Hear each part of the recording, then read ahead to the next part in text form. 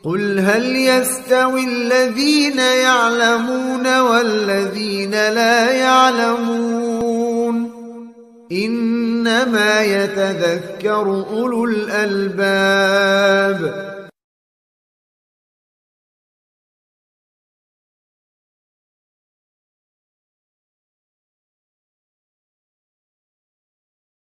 Dari bapak-bapak ada, silakan.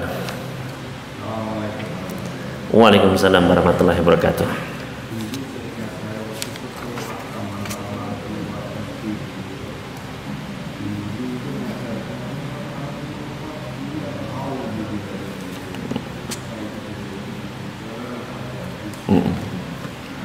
Ya. Bagaimana, kan kita sering dengar ya, kadang ada yang menguap itu ketika menguap astagfirullahaladzim gitu ya. Ada juga tadi a'udzubillahi minasyaitonirrajim ya. Mungkin ada Al-Fatihah misalnya ya. Kita nggak tahu ya. Maka apakah ada dalilnya nggak? Ya. Jawabnya tidak ada satupun dalil yang sahih yang menganjurkan adanya dzikir-dzikir tertentu ketika sedang menguap. Ya. Tidak ada. Ya, silakan dibuka di dalam semua kitab hadis ya. Apakah ada zikir tertentu ketika menguap? Jawabnya tidak ada. Ya. Nah, terus bagaimana Ustaz? Boleh nggak kita mengucapkan ketika menguap a'udzubillahi minasyaitonirrajim atau astagfirullahaladzim misalnya, ya. Para ulama menyebutkan ya, tidak mengapa ketika kita mau misalnya berzikir ya, karena kita diperintahkan berzikir dalam setiap waktu. Namun jangan sampai ada i'tikad ya, ada keyakinan bahwa ini sunnah gitu ya. Sunnahnya itu setan masuk, jadi a'udzubillahi minasyaitonir biar keluar lagi setannya misalnya. Ini kan butuh dalil ya, nggak bisa kita mengarang dengan akal kita ya. Jadi ketika kita melazimkan ya, merutinkan setiap nguap astagfirullahaladzim misalnya ya, maka ini adalah justru menyelisih sunnah ya. Dan jelas sunnahnya apa? Suruh nutup, suruh mingkem ya, bukan apa astagfirullahaladzim. Itu justru apa? Justru malah tambah terbuka ya. Jadi disuruhnya apa? Suruh nahan ya, dengan mulut begitu. Jadi itu jawabannya, wallahu ta'ala a'lam. Tadi ada lagi bertanya? Silakan. Memberi makan orang berpuasa.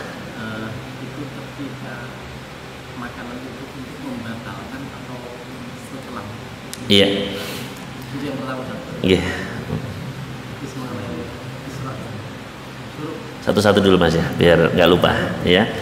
Pertama tentang memberi makan orang berbuka. Apakah itu untuk berbukanya? Ya. Bagaimana dengan makanan setelah berbukanya? Berbukanya kan untuk membatalkan itu kan ya. Membatalkan itu biasanya korma gitu ya, gorengan gitu kan ya. Terus apa lagi ya? Nah, sedangkan nasi bungkus itu kan nanti biasanya setelah maghrib. Biasanya lah ya, di masjid-masjid itu makanan besarnya itu setelah maghrib ya. Apakah misalnya yang makanan besarnya itu nasi bungkus juga dapat pahala itu Ustaz ya? Sedangkan memang di dalam lafaz hadisnya manfaat toro ya, artinya barang siapa yang memberi makan berbuka ya, wallahu ta'ala alam ya, maka insya Allah keduanya mencakup ya, baik yang dipakai untuk berbuka membatalkan ataupun yang dipakai untuk makan nasi bungkusnya tadi ya, karena insya Allah semuanya adalah ya menjadi makanan ketika dia berbuka ya, ketika dia membatalkannya. Maka meskipun kita nyumbangnya nasi bungkus ya, sedangkan yang dipakai membatalkannya adalah korma misalnya, maka insya Allah tetap mendapatkan keutamaan tersebut ya, wallahu ta'ala a'lam. Yang kedua apa tadi? Salat isyraq ya.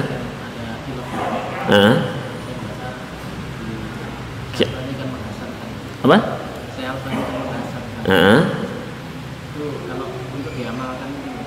Salat isyraq, salat syuruk. Salat syuruk hadis-hadisnya sahih, bukan hanya hasan ya, dan hadisnya banyak sekali, mutawatir ya. Jadi tentang sholat syuruk ini ya hadisnya banyak ya. Jadi dan bisa diamalkan gitu. Ya.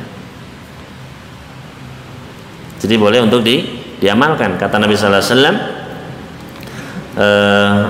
man shallal ghadata fi jama'atin, barang siapa yang sholat subuh berjamaah, tsumma jalasa, coba kita cek matan hadisnya nggih.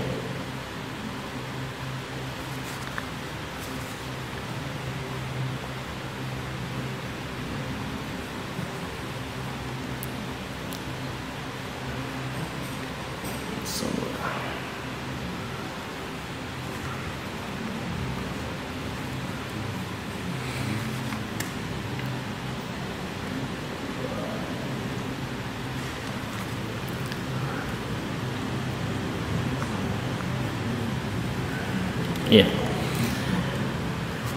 Ini kata Nabi sallallahu alaihi wasallam, man shallal ghadata fi jama'atin tsumma qa'ada yadhkurullaha hatta tatlu asy-syamsu, barang siapa yang salat subuh berjamaah, ini syaratnya. Ya, salat subuh berjamaah, tsumma qa'ada yadhkurullah, kemudian dia tetap duduk berzikir kepada Allah hatta tatlu asy-syamsu, sampai matahari terbit. Tsumma shalla raka'ataini, kemudian salat 2 rakaat, kana lahu ka ajri hajjatin wa umrah, maka baginya pahala seperti pahala haji dan umrah. Kemudian Nabi sallallahu alaihi wasallam menambahkan tamah, sempurna. Ya. Ini di dalam riwayat At-Tirmidzi.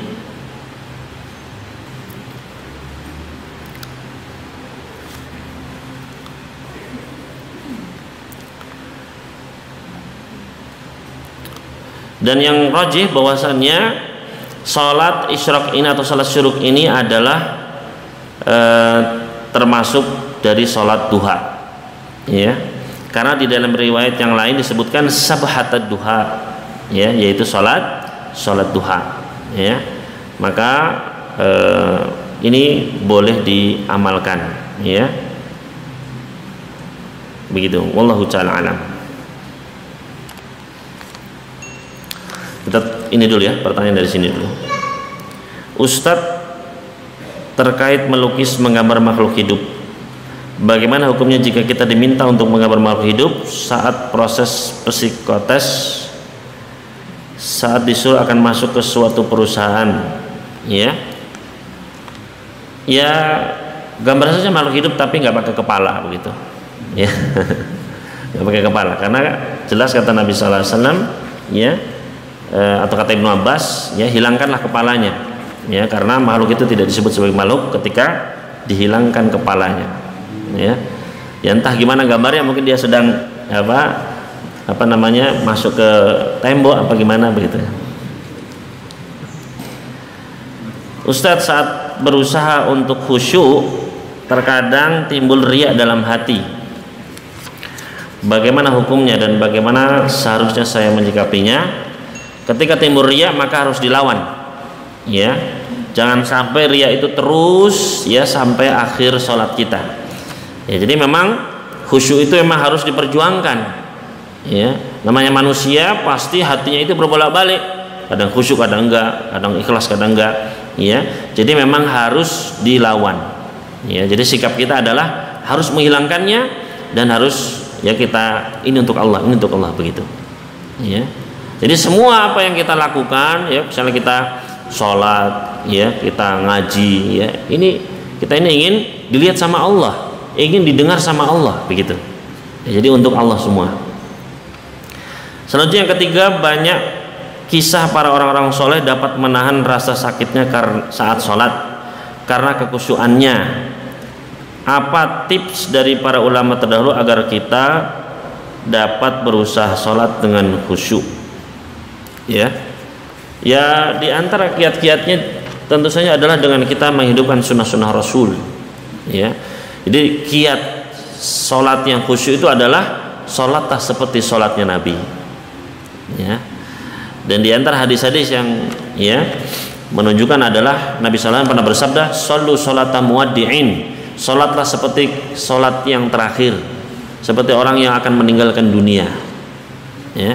Artinya ketika sholat anggaplah itu sholat kita yang terakhir, bahwasanya ketika selesai salam langsung meninggal, ya, langsung dikafani di kuburan begitu ya.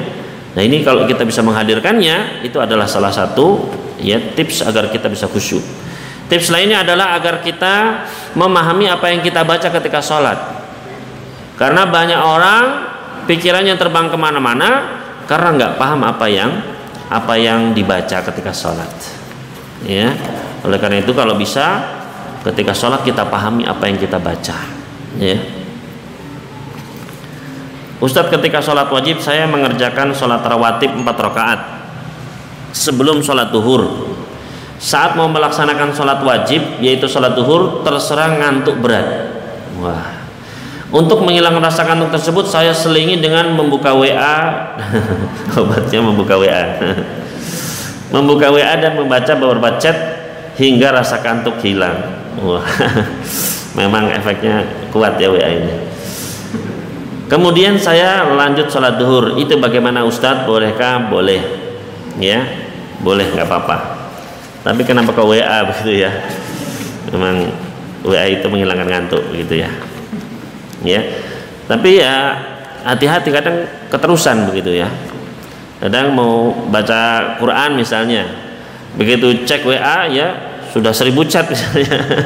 Akhirnya kebablasan begitu ya. Maka hati-hati ya. Jika dalam satu saudara terjadi suatu permasalahan sehingga anak terdolimi yang sangat menyakitkan dan ini sudah berlangsung 2 bulan, mohon petunjuknya Ustadz. Di antaranya hati masih tidak mau menerima. Ya memang ya disitulah perjuangannya ya untuk memaafkan. Ya, jadi memaafkan itu pahalanya sangat besar. Ya, kata Allah Subhanahu Wa Taala, kata dalam hadis Nabi SAW diriwayatkan oleh Imam Muslim, wala yazidul afu fi ahadin illa izzan. Ya, dan tidaklah maaf itu menambah pada diri seseorang melainkan kemuliaan di sisi Allah Subhanahu Wa Taala. Ya, makanya Allah juga memerintahkan falyafu wal yasfahu, maafkanlah ya, maafkanlah ya orang-orang yang menzalimi kita. Jadi ya memang berat, disitulah susah sulitnya ya. Ketika kita sudah disakiti sama orang, ya kan, terkadang kita mau ketemu saja sudah ya berat ya. Namun ketika kita bisa ya mengobati ya, caranya dengan apa? Ingat pahalanya di sisi Allah, itu saja sudah. Ya. Jangan jadi orang yang pendendam. Ya. Itu berarti ya dalam hatinya masih ada penyakit. Ya. Meskipun ya wajar namanya orang ya sakit hati, dendam, tapi ya berusahalah. Ya. Falyafu yasfahu, maafkanlah ya. Sebagaimana Abu Bakar As-Siddiq radhiyallahu ta'ala anhu ketika kisah hadisatul ifk, ketika Aisyah dituduh berzina. Ya, dulu pernah kita sebutkan ceritanya ya. Ketika Aisyah sedang safar bersama Nabi sallallahu alaihi wasallam, kemudian Aisyah pun ya mau buang hajat ya. Kemudian ketika sudah mau balik, kehilangan apa? Kalungnya. Maka dia pun balik cari, ternyata rombongan sudah berangkat. Karena kata Aisyah, saya dulu kurus, jadi mau diangkat itu nggak kerasa, ya. Maka akhirnya ketemu kalungnya. Ketika kembali ke rombongan sudah nggak ada. Maka dia pun Aisyah pun duduk di situ menunggu, ya. Karena nanti pasti kalau mereka tahu, oh Aisyahnya hilang, pasti akan balik ke tempat tadi. Maka Aisyah pun duduk sampai tertidur, ya. Tertidur. Kemudian ada seorang sahabat yang bernama Sofwan bin Mu'attal, ya, dia memang di belakang, ya, untuk menyapu begitu ya, kalau ada yang ketinggalan. Ternyata melihat, ya, ada hitam-hitam. Itu sawah dan ada hitam-hitam. Ini menunjukkan bahwasanya pakaiannya para istri Nabi adalah, ya, juga kadang hitam-hitam, gitu ya. Langsung, ya, ketika tahu, karena dulu teman mainnya waktu kecil Aisyah ini, jadi tahu mukanya. langsung innalillahi wa inna ilaihi rajiun. Maka ketika Aisyah mendengar innalillahi langsung ya, aku pun langsung menutup wajahku. Ya, langsung menutup apa? Wajahnya.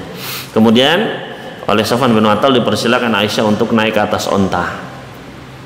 Kemudian dituntun ya sampai masuk kota Madinah. Begitu masuk ya kota Madinah, langsung orang munafikin menyebarkan isu. Wah, ini ya. Ya, ini ada apa-apanya ini. Nah, langsung disebarkan oleh orang-orang munafikin ya, bahwasanya terjadi ya perselingkuhan ya. Nah, setelah Aisyah sampai ke kota Madinah, qadarullah Aisyah sakit ya, sakit, nggak bisa ngapa-ngapain ya. Jadi Aisyah nggak dengar ada isu-isu itu ya. Beliau cuma keluar malam hari buang hajat, terus masuk lagi kamar, terus tidur aja ya. Sakit setelah safar tersebut selama sebulan penuh ya. Nah ya, padahal isu menyebar nih ya, bosnya terjadi begini ya. Akhirnya Aisyah tahunya bagaimana ketika satu malam keluar buang hajat ya, diantar oleh Ummu Mistah ya, pembantunya. Ketika terjatuh begitu ya, terpleset, Ummu Mistah ini langsung berkata, celaka Mistah, celaka Mistah. Loh, ada apa kok kamu mendoakan kejelekan bagi anakmu sendiri? Dia kan itu ya ahli Badar, ikut perang Badar ya. Artinya orang yang ikut perang Badar itu sudah kualitasnya sudah ya mulia di sisi Allah ya. Terus diceritakan ya, saya dengar kata Mistah, ada berita engkau itu ya ketika pulang kemarin itu berdua dengan itu terjadi perselingkuhan ya. Langsung kaget Aisyah ya, kaget Aisyah, nggak terpikir sama dia ya, ternyata terjadi apa, fitnah yang demikian besarnya ya. Kaget Aisyah, oh pantesan ya, dia baru berpikir biasanya Rasulullah SAW itu kalau saya sakit ya dirawat sayang banget begitu ya, ini kan cuman bagaimana kabarnya, oh ya sudah gitu ya, kok dingin begitu ya. Maka langsung Aisyah pun ya, saya mau pulang ke rumah orang tua saya ya, karena sakit ya, saya pengen pulang ke rumah orang tua saya. Pulang ke rumah orang tuanya ya, tanya sama Abu Bakar, tanya sama ibunya ya. Maka ya bapak ibu cuma bisa diam saja ya. Maka akhirnya Aisyah pun ya bersedih ya, dan terjadi keributan juga di kalangan para sahabat.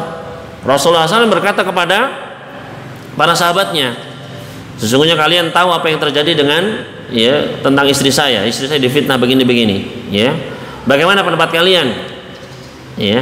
Di situ ada ketuanya ya Aus, ada ketuanya Khosraj ya, ada Sa'ad bin Mu'adz, ada Ubadah bin Samit ya. Kata orang Aus ya, kalau dia, orang-orang tahu siapa pembuat fitnah ini ya. Kalau dia orang Khosraj, saya sendiri akan membunuhnya. Kalau dia orang Aus, saya juga siap memenggal kepalanya ya.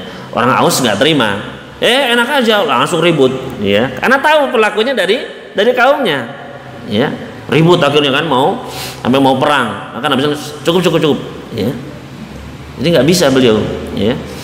Akhirnya beliau tanya sama Usamah bin Zaid, tanya sama Ali bin Abi Thalib ya. Kata Ali bin Abi Thalib, ya perempuan banyak ya Rasulullah, ya carakan saja ya. Kata Usamah bin Zaid, ya Aisyah itu wanita baik-baik ya, coba tanya sama pembantunya.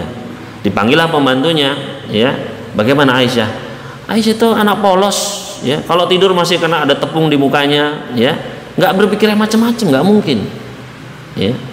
Maka Nabi sallallahu alaihi wasallam datang ke rumahnya Abu Bakar As-Siddiq ya. Maka ketika Aisyah ya mengeluhkan ya kepada Abu Bakar juga bagaimana ya, artinya nggak ada yang bisa nolong dia ya. Dia sudah, saya ini tidak berzina sedikit pun.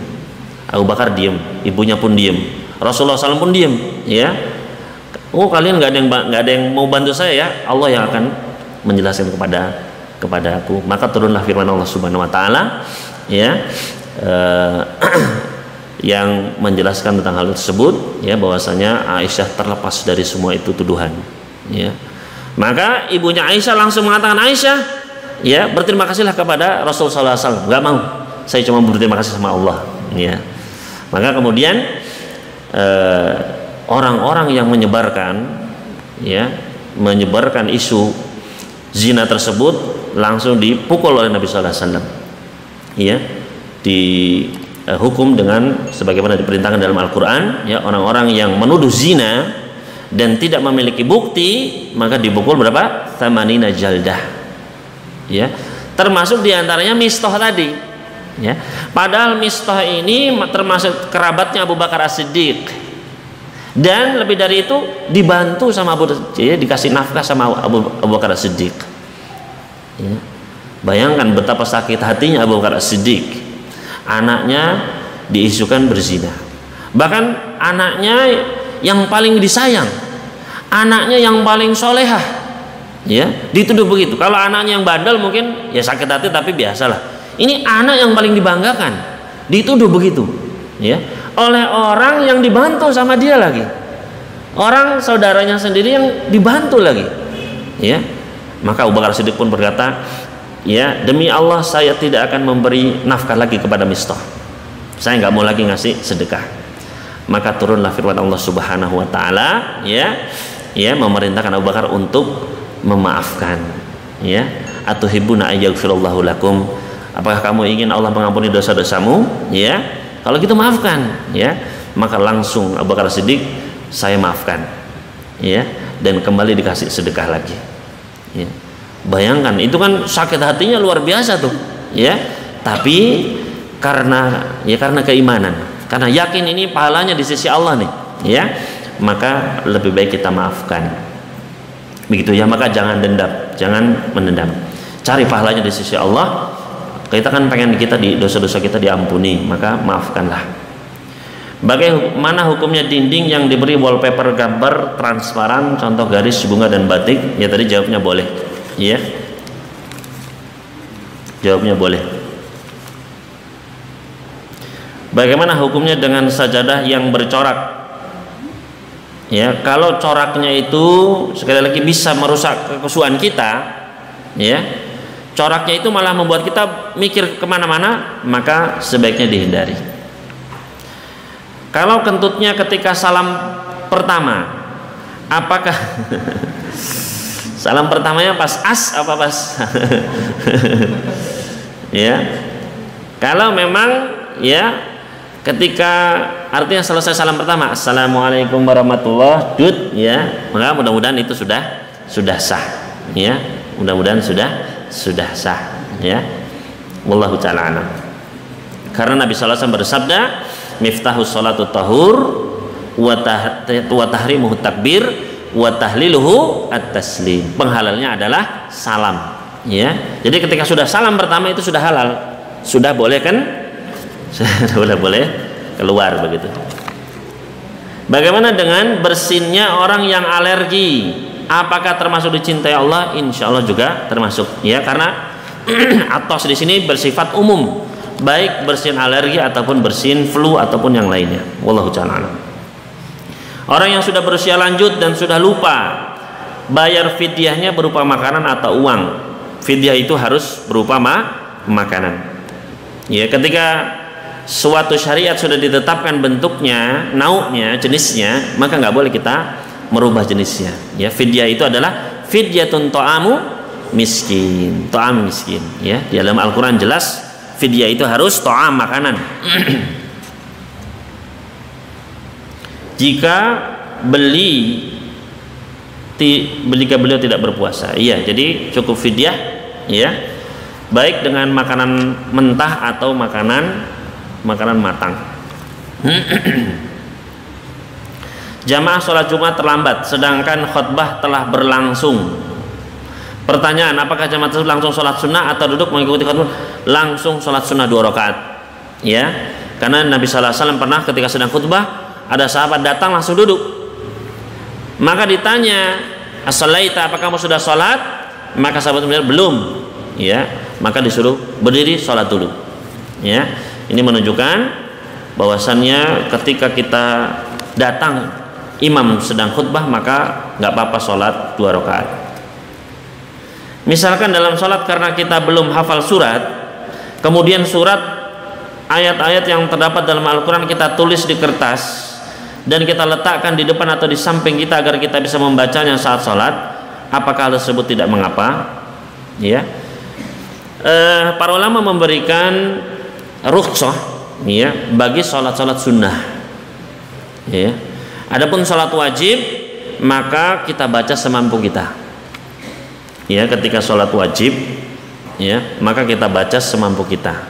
Ya, karena tidak ada satu riwayat pun yang memerintahkan atau menyebutkan, ya, para sahabat membuka mushaf ketika sholat fardu.